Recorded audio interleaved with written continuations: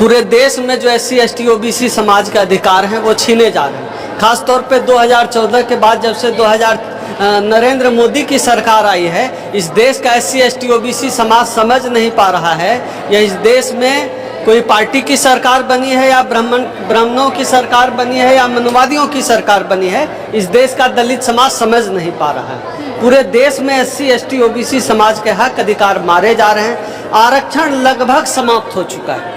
निजीकरण करके पूरे तो वो लोग बेच रहे हैं जो भारत माता की जय का नारा लगाते हैं और इस नारे पर अपना क्लेम करते हैं और खुद को देशभक्त बताते हैं। ऐसे लोग लगातार जो है देश को टुकड़े टुकड़े में बेच रहे हैं निजीकरण करके। इस देश का SC ST OBC समाज, बहुजन समाज उनके इस खेल को समझता है।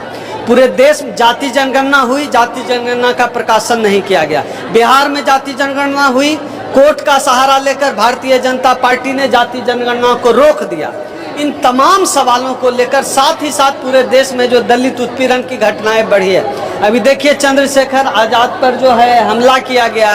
आप देखिए किस तरह से हमारे परिसंघ के राष्ट्रीय अध्यक्ष उदित राज जी की सिक्योरिटी सरकार ने छीन ली जो उन्होंने दी नहीं थी। इन तमाम सवालों पर हम लोगों ने पूरे देश में लगभग 50 राउंड टेबल कॉन्फ्रेंस कराए और आज हमने पूरे देश के SC ST OBC समाज को अपील की थी कि एक बहुजन संसद किया जाए, उसमें सब लोग आएँ और अपनी बात करें, चर्चा करें।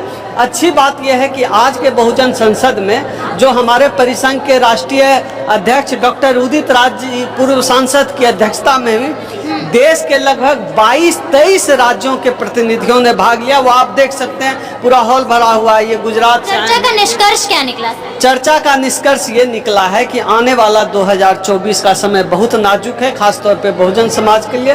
बहुजन समाज को एकजुट होकर यह जो मनुवादी सरकार है इसको किसी भी तरह हटाना है और ऐसे लोगों को अपने इलाके में, अपने क्षेत्र में जो है राजनीति से जुड़ना, ऐसे लोगों के साथ जो इन मनुवादियों के खिलाफ है। एक दूसरी चर्चा में ये निष्कर्ष आया कि आने वाले दिसंबर में हम दिल्ली के रामलीला मैदान में एक महारैली का आयोजन करेंगे। तीसरा निष्कर्ष ये हुआ कि इस बीच में, दिसंबर के बीच, देश के सभी राज्यों में जिन जिलों में संभव है वहां इस तरह का जो है बहुजन संसद का आयोजन किया जाएगा। ये आज की चर्चा का निष्कर्ष है और हम सब ने तय किया। आज जिस तरह ये 200 की कैपेसिटी वाला हॉल है, आप देख ही रही हैं कि अभी भी कार्यक्रम समाप्त हो गया, लेकिन जो है 800-900 लोग हैं। तो पूरे देश से जिस तरह से बहुजन समाज हमारे साथ आकर खड़ा हुआ है, जिस तरह से विश्वास दिखाया है, हमें यकीन है कि यह जो समानता की लड़ाई बाबा साहब डॉक्टर अंबेडकर ने शुरू की थी, यह जो हक अधिकार की लड़ाई हम लोग लड़ रहे हैं, इस लड़ाई को जीतेंगे। 2024 का आने वाला वक्त बहुत नाजुक है, साथ ही 2024 में चुनाव भी आ रहे हैं। इसीलिए तो नाजुक समय है, क्योंकि जो पिछले 2 टर्म से जो सरकार सत्ता में है वो लगातार SC ST OBC बहुजनों के खिलाफ काम कर रही है। हम इस खेल को समझते हैं। इन मनुवादियों का राज अब नहीं चलने देना चाहिए। इसलिए आपके चैनल के माध्यम से मैं अपील करता हूं SC ST OBC Bahujan Samaj के लोगों से कि भाई आज यह जो बहुजन संसद है इस निष्कर्ष पे पहुंचा है, ये मनुवादी लोग दोबारा सत्ता में नहीं आना चाहिए, नहीं तो दोबारा से कमर में ये लोग जो है कमर में झाड़ू और गले में हरिया टंगवा देंगे। इसलिए इस सरकार को, इस मनुवादी सरकार को हम हटाएंगे। बाबा साहब को मानने वाले लोग मैक्सिमम जितनी भागीदारी हो सकती है, जहां दलितों पिछड़ों की भागीदारी हो, जहां दलितों पिछड़ों की बात हो, उनके जाति का नेता ना हो, जाति की बात करने वाला नेता हो, ऐसी सरकार को हमारे समाज। आपने जिक्र किया हमारी राष्ट्रपति द्रौपदी मुर्मू जी, अभी उनकी एक तस्वीर काफी वायरल हो रही थी ट्विटर में, जिसमें वो जगन्नाथ मंदिर गई थी, लेकिन मंदिर के गर्भगृह में जाकर उन्होंने पूजा नहीं की। वहीं दूसरी ओर अश्विनी वैष्णव मंदिर के गर्भगृह में मौजूद थे और मूर्तियों को छू भी रहे थे। आप देखिए क्या है कि बाबा साहब क्यों बौद्ध धर्म में गए, क्योंकि ये जो हिंदू धर्म है इनका, यह नफरत का धर्म है, यह छुआछूत का धर्म है, यह ऊंच नीच का धर्म है। आप ये बताइए, आज पूरे देश में जिस तरह से छद्म तरीके से जिस तरह से मुसलमानों को हम लोगों के खिलाफ खड़ा किया जा रहा है, क्या मुसलमान दलितों का दुश्मन है? क्या मुसलमान OBC समाज का दुश्मन है? जब हम 2 अप्रैल 2018 की लड़ाई लड़ रहे थे, इस देश का मुसलमान समाज हमारे साथ आकर खड़ा हुआ था। जब बाबा साहब चावदार सत्याग्रह कर रहे थे, सत्याग्रहियों पर मनुवादियों ने हमला किया तो मुसलमानों ने अपने घर में शरण दी थी।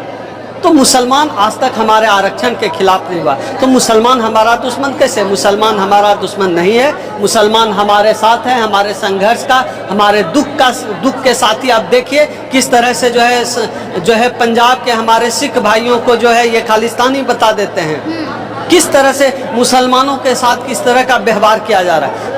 पूरा देश एक अराजकता के दौर से गुजर रहा है, ऐसे में बड़े बदलाव की जरूरत है। और आज यह जो हम लोगों ने दिल्ली के कॉन्स्टिट्यूशन क्लब में आज हमने यह जो बहुजन संसद बुलाई है, उम्मीद है बदलाव की एक नई हवा बहेगी। हमारे समाज का वो हिस्सा कम से कम जरूर चेतेगा जिसने कि देखा कि कोविंद को मंदिर नहीं घुसने दिया गया, राष्ट्रपति द्रौपदी मुर्मू जी को मंदिर नहीं घुसने दिया गया। अब भी चेतो, ये धर्म तुम्हारा नहीं है, बौद्ध धर्म हमारा है। बाबा साहब ने बौद्ध धर्म की राह ली थी। अगर धर्म से इतना ही प्यार है, बुद्ध की ओर लौटो और अपना दीपक खुद बनो, खुद महसूस करो यह धर्म कितना तुम्हारा। तो आप लोग लगातार जो है नई संसद का नाम जो है बाबा साहब के नाम पर रखने की बात कर रहे हैं, लेकिन अनावरण हो चुका है ऑलरेडी, उसका नाम सेंट्रल विस्टा है, रख पाएंगे? इस मामले में सबसे बड़ी जीत हमारी ये है कि ये लोग सावरकर के जन्मदिन के अवसर पर इन्होंने संसद भवन का इनॉग्रेशन किया, तो इनकी तैयारी थी संसद का नाम सावरकर के नाम पे रखने की, ऐसा हमें लगता है। तो ये लोग सावरकर के नाम पर नहीं कर पाए और बाबा साहब डॉक्टर अंबेडकर के नाम पर हो, इसकी लड़ाई जारी रहेगी। क्या लगता है सर, क्या बदल जाएगा? या सावरकर का नाम रखा जाए या बाबा साहब का नाम रखा जाए, नाम से क्या पड़ता है फर्क? बिल्कुल फर्क पड़ता है, नाम से फर्क पड़ता है, नाम से बहुत फर्क पड़ता है, नाम से ही फर्क पड़ता है। जैसे कि मेरा नाम ओम सुधा जाटव हो, ओम सुधा खटीक हो, ओम सुधा पासवान हो, और दूसरी तरफ मेरा नाम ओम सुधा मिश्रा हो, ओम सुधा पांडे हो, ओम सुधा तिवारी, फर्क तो पड़ता है। तो फर्क पड़ता है संसद भवन का नाम इस देश में। और इशारा कर रहे हैं सर आप?